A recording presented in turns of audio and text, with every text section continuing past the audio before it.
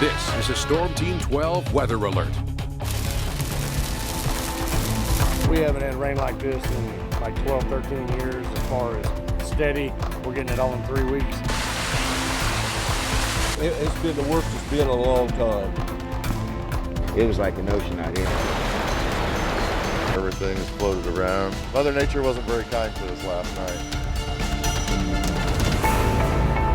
Those just some of the sights and sounds of a very active night. This, a look from our Skyhawk 12 over the Mulvane area, just one of many places experiencing widespread flooding. The turnpike is as well. Just look at this video from Skyhawk 12 overlooking the turnpike, water rushing over part of the road there after a night, once again, of heavy rains here in Kansas. And we are not out of the woods yet. Rain chances will continue through tonight. You can take a look right now, a live look at radar. Storm Team 12 Chief Meteorologist Ross Jansen has the latest on what we can expect moving forward. Ross. Well, this is going to be our last big batch of heavy rain. It's already moving through central and south central Kansas, the places that are already waterlogged, and we're still looking at some areas we're dealing with rain coming down at 1 to 2 inches per hour. Now, south of Wichita, we find some scattered light rain showers in Sumner County, but the rain will be getting heavier here in the next hour to two. As you can see, we've got rain coming in from the west. There's also some thunderstorms coming out of northern Oklahoma, so Caldwell, within the next 30 to 45 minutes, you'll be getting rain. Off to the west of Wichita, again, we're talking about rain coming down in some cases 2 inches per hour. These are heavy downpours. Now, to give you some idea of how soon this is going to be reaching the city of Wichita, let's go ahead and put a storm track here. Again, we're not tracking severe thunderstorms, but moving east at 35 to 40 miles per hour brings them into Goddard at 5:05, Mays at 5:16, Keachai at 5:33. So once again, anticipating more heavy rains. That's what we find west of Newton. That's what we find around the Mound Ridge area. More heavy rain showing up north of McPherson. Showers continue across Barton County, Ellsworth County, all inundated with rain. It becomes a little bit more scattered out around Pratt, and then we find another little batch of light rain in far western Kansas. The big question, how much more are we going to get? Forecast models give most of south central and eastern Kansas another half of an inch to 1 inch. That's what you should be expecting between now and 10 o'clock tonight. Again, falling on top of saturated soils in some places have already had anywhere from 5 to 10 inches of rain. It's just too much in such a short amount of time. I'll be back with another update with what's on radar and a look ahead for the rest of the week later on. All right, thank you, Ross. We have Team 12 coverage bringing you the latest from some of the hardest hit areas that continue to be impacted by flooding this evening. We want to begin in Augusta, where just this afternoon, the Kansas Health Department placed the city under a boil water advisory. It comes after several inches of rain fell, flooding roads and parks and creating other problems. Anna Auld is there. She joins us now live. Anna? Melissa, well, we are at Lulu and 8th Street. This is pretty much right off of the main road when you come into Augusta. We want to show you a stalled van right there in the middle of the street. And you can also see some other cars trying to make their way through this road, which is not advised by some of the officials, as you just don't know how deep it is. But we have seen some cars make it across. We just don't know if they've seen any damage afterwards. But obviously this is not the only car that's been stalled in the middle of a road. There have to be at least 6 to 8 in this neighborhood that are now undrivable. Water is clear up to some driveways and homes. While people say the water has gone down, it's not enough with more rain on the way. Water ripped through Garvin Park in Augusta Wednesday, only a couple minutes from Melissa Smith's neighborhood. So we're surrounded. It's tough. Day after day of rain, turning her street into a river. A lot of these people went through this flood once, and we all returned. We all returned to this area. We returned to what is home. And so to go through it again, to see it like this again, to know that not all the pumps are working, it's devastating. City crews worked to unclog a flap gate. Divers had to go down to free debris so water can flow out of the city like it's designed to. This is now what surrounds Smith's home. Hope and pray that it doesn't come up anymore. Kaylee Myers lives in the same neighborhood. We can't get out, cannot drive. She and her family improvised, getting some needed groceries home. Our backyard, the water's all the way up to our back deck. Our sump pump doesn't stop. It's been running for 3 days, hasn't stopped. Basically, we're just stuck. We're stuck. Both don't know what their homes will look like if they get any more rain. But it's going to get worse. We're just going to prepare for it. We know crews have had several long days because of all of this flooding, and we know that they've made several water rescues in the last 12 hours, but we have not heard of any injuries yet. Thank you, Anna. So we showed you this video at the top of the show. This is overlooking the Kansas Turnpike. Incredible video from the air here. This one taken from the Sumner County Sheriff's Office. Kansas Turnpike remains closed right now due to all of this. You know those concrete dividers, some of those washed out. And if you look closely in this video, that is a car that was trapped in some of those floodwaters. We're told those people are okay. Right now, northbound and southbound lanes from Wellington to the Oklahoma border are closed. Devin Fastbinder's following the flooding on the turnpike. So Devin, what is the latest? Yeah, Mike, so I'm just south of the Wellington area, and this is about as far south as you can go on the turnpike. You can see there's not really any vehicles on there right now except for a couple worker vehicles. That's because crews have entrance ramps closed. And I'll tell you right now, it did just start sprinkling, which of course is not what anybody wants to see amid all of this flooding.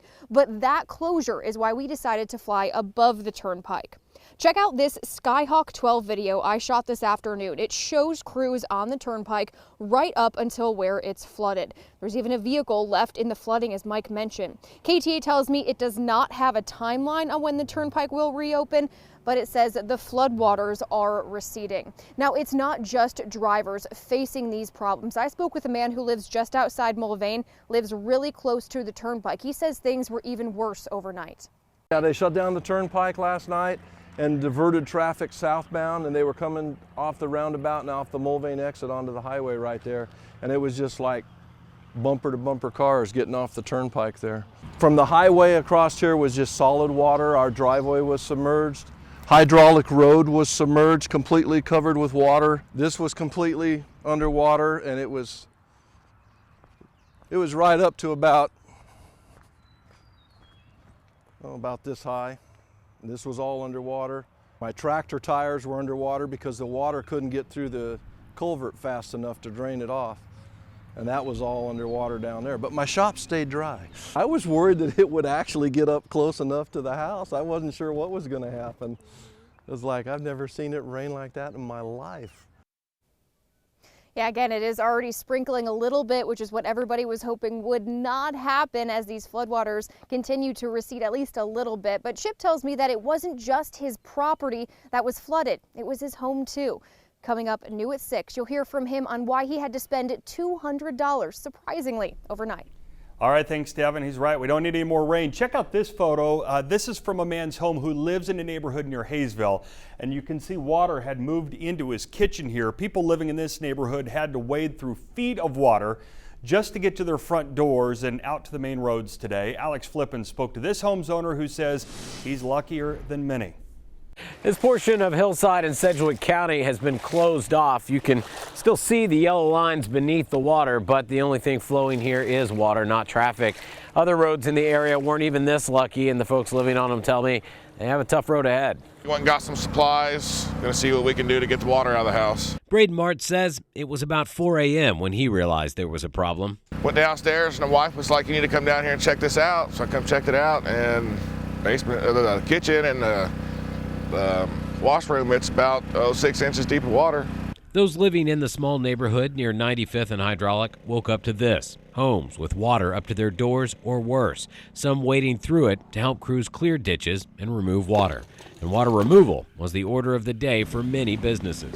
Yeah, this morning when I walked in here, the phone was ringing, the voicemails were going off, and people were needing trash pumps, dehumidifiers, carpet fans, anything that would move water or pick up water. Hayesville Rental Center owner Ron Grieving says it took no time at all before his stock of pumps, fans, anything else that would help dry out a home was wiped out, and he wasn't the only one. I was calling other rental stores to see if they had additional equipment so they could help the customers out, but they were the same situation. They were out also. Those who left empty-handed were placed on a waiting list, knowing more rain could be on the way. But I'd like to see some dry weather for a while. Alex Flippin, Eyewitness News. And people in Hutchinson also dealing with the aftermath of the rain. This is what one street in a Hutchinson neighborhood looked like this morning. A person who lives there says it was really a lot worse than this.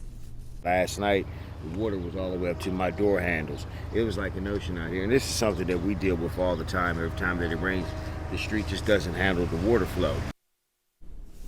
Well, flooded roadways also a problem near Heston. This is one road we came across northeast of Heston along the Middle Emma Creek. There are several roads that look like this today due to large amounts of rain. A flooded home or basement can be difficult to dry out. Rachel Skida spoke to a restoration crew today to find out what you should do right away if you're dealing with flooding.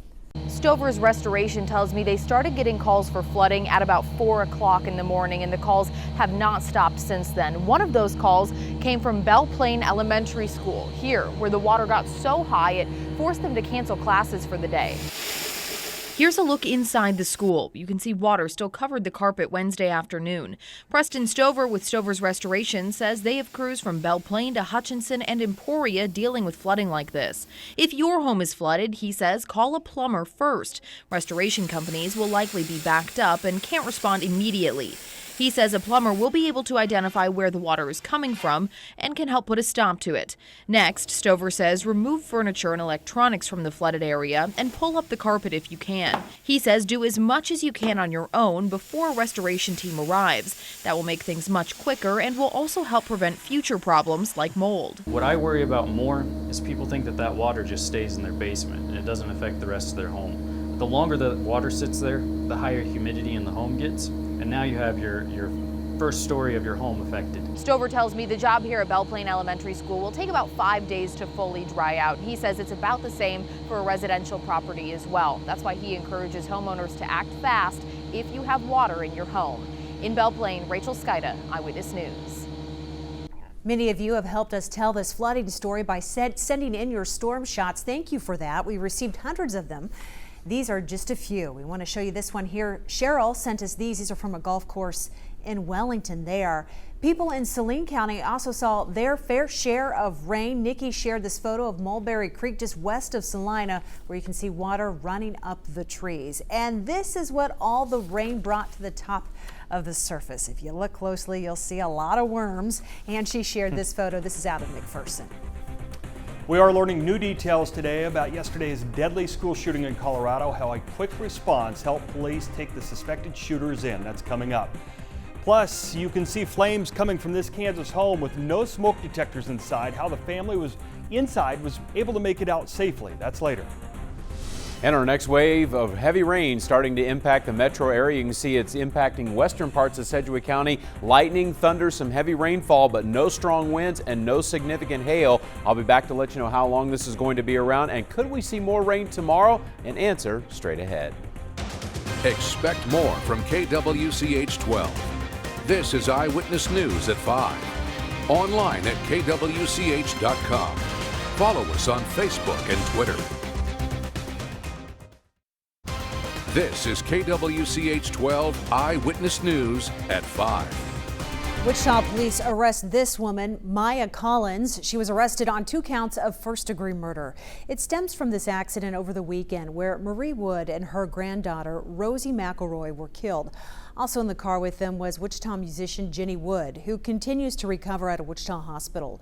Another man was also in the car with Collins. He also remains in the hospital at this time. Wichita police arrest a 17-year-old woman on charges of driving under the influence of drugs. Officers say she was driving and ran a stop sign, crashing into a bus that was carrying people with special needs and disabilities. It happened in West Wichita yesterday afternoon. 8 people in the van were hurt. All were treated and released. OSHA cites Spirit Aerosystems more than $190,000. The agency says Spirit exposed employees to potentially cancer-causing hazards. OSHA says the company failed to implement changes then to limit exposure to that hazard. Spirit has 15 business days to comply, request a conference with OSHA, or contest those findings. Look outside over a soggy Salina. We're all kind of wet right now, and more is on the way. Storm Team 12 forecast is next.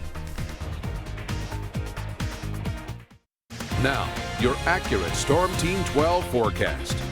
Well, it's the last thing that any of us need, and that's more rain, and we continue to track that here for you as some heavy showers and thunderstorms beginning to work their way back across south central Kansas. And that's where we're going to start because we've got a pocket of heavy rainfall just south of Harper and Anthony. Some wet weather about to move back into Caldwell. There will be some rumbles of thunder. Some of you are already hearing that, but we're not in a severe weather setup tonight, so we do have some encouraging news there. But you can see from Anthony down into northern Oklahoma, more waves of heavy rain continuing to move either east or north northeast at speeds of about 30 to 35. So thank goodness tonight's round of rain will not be stalling like some of us had to deal with last night when the rain just would not move out of the area, but the rain starting to pick up around Caldwell. We've got some heavy showers and thunderstorms moving back across western Sedgwick County right now. Some of the yellows and oranges showing us where rainfall is coming down at rates of about 2 to 3 inches per hour. In fact, bringing up to the current time here in the northwest part of Sedgwick County, we're looking at rainfall rates of about 1 inch per hour. Those are heavy downpours. You can still navigate through that, but